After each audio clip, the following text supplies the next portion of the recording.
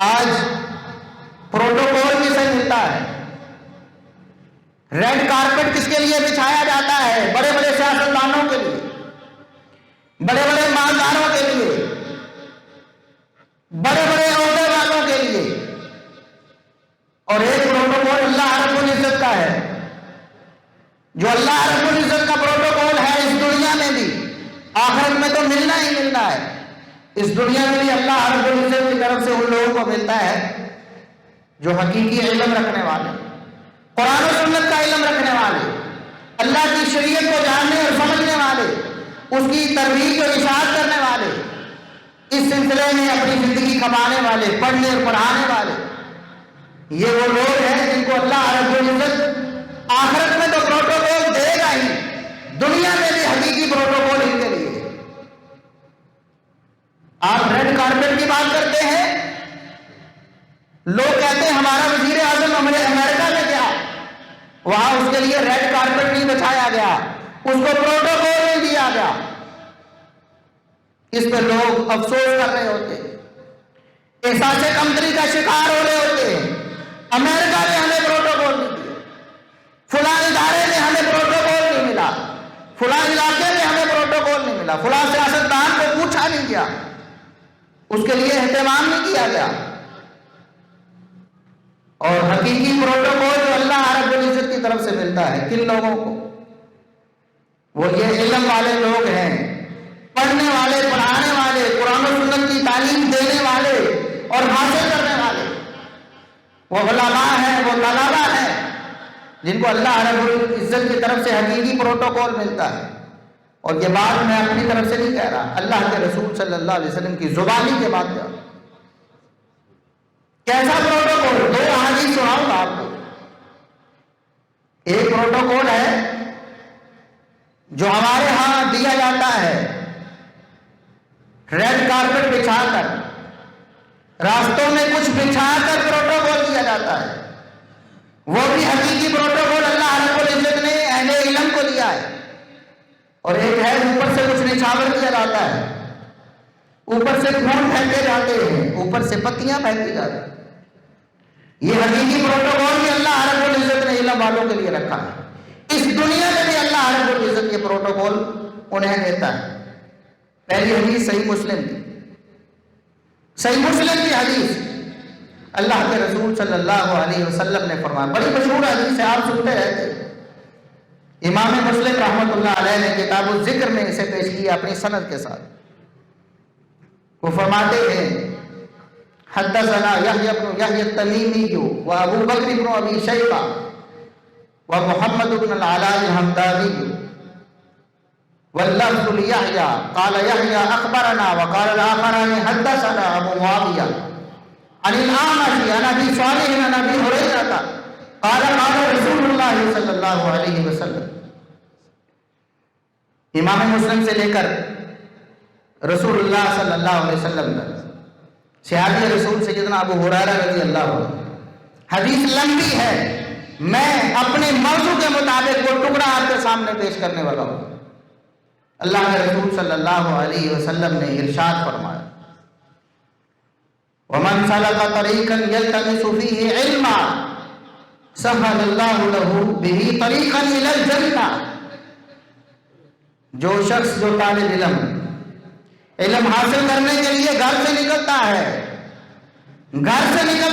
اس ادارے کی طرف آتا ہے، وہ ادارہ کون سا ہے؟ اللہ رب العزت نے رسول اللہ صلی اللہ علیہ وسلم کی زبانی یہاں بیان بھی فرمایا اسی حدیث میں، وہ ادارہ کون سا ہے، اس ادارے کا نام بھی آ جائے۔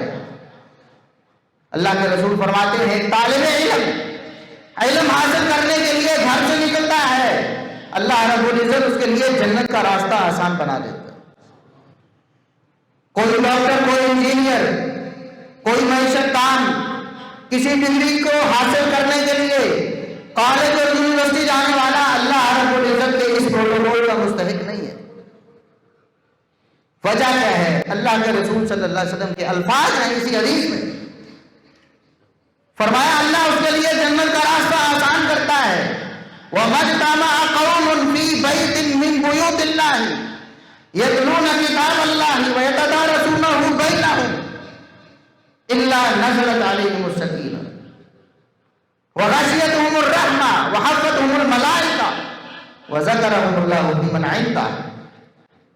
فرمایا لوگ کسی ادارے میں پڑھنے پڑھانے کے لیے بیٹھتے ہیں، کسی ادارے میں فی بیت من بیوت اللہ، اللہ کے گھروں میں سے کسی گھر میں، مسجدوں میں سے کسی مسجد میں بیٹھتے ہیں، جمع ہوتے ہیں، یتلون کتاب اللہ، اللہ کی کتاب کی تلاوت کرتے ہیں، وَيَتَدَارَسُونَهُ بَيْنَهُمْ، ایک دوسرے سے پڑھتے پڑھاتے ہیں، ایک دوسرے کو سمجھتے سمجھاتے ہیں، علم کی ترویج ہوتی ہے، کچھ لوگ پڑھا رہے ہیں، کچھ لوگ پڑھ رہے ہیں.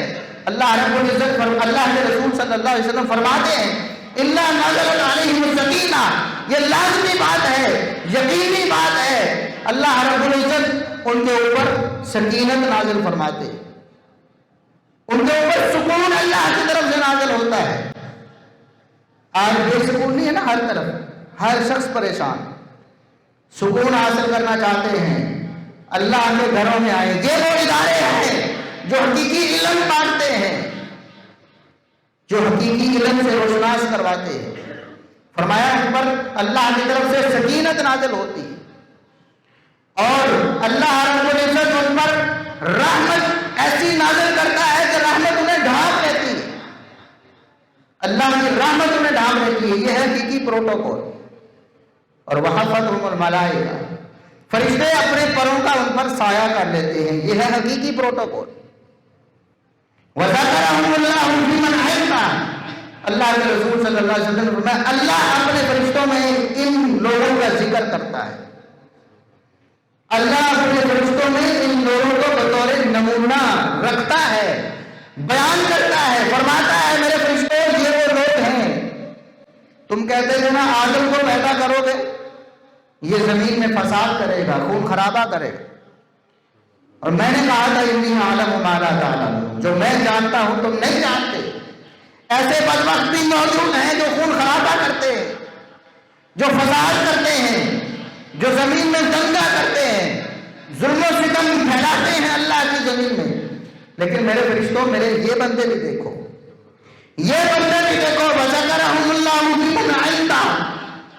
آج کوئی وزیر مشیر کسی کا ذکر کر دے،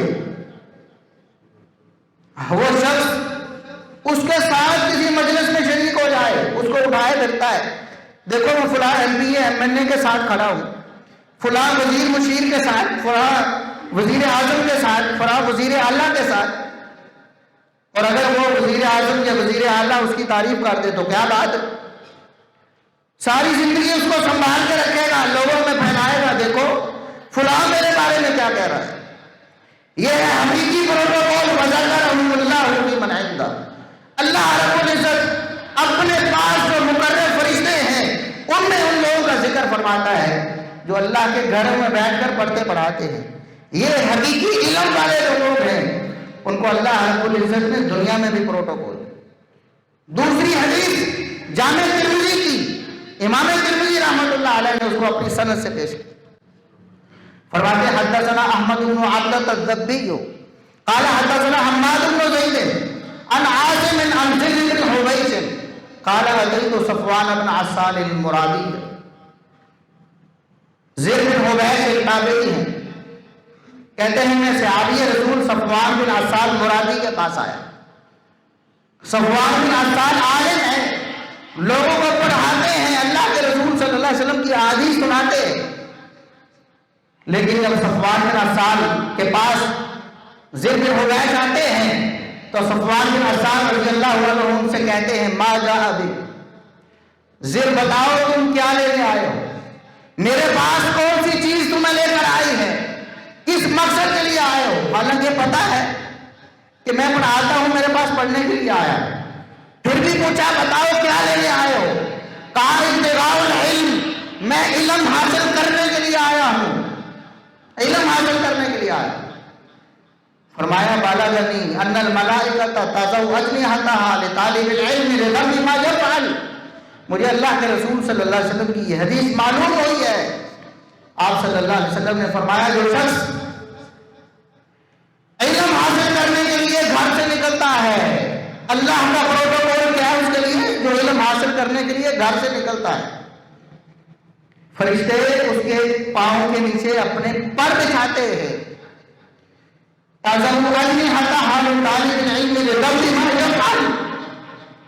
علم حاصل کرنے کا کام، یہ مشغلہ انہیں اتنا پسند آتا ہے کہ وہ اپنے پروں کو اس کے پاؤں کے نیچے رکھنا اپنے لیے سعادت سمجھتے ہیں۔ آج آپ کے پاؤں کے نیچے ریڈ کارپٹ آئے، آپ کے پاؤں کے نیچے ویلکم لکھا ہوا آئے، آپ بڑے خوش ہوتے ہیں، فخر کرتے ہیں۔ یہ پروٹوکول اللہ رب العزت کا جن لوگوں کو نصیب ہوتا ہے، ان کی شان اور کے مقام کے کیا کہنے۔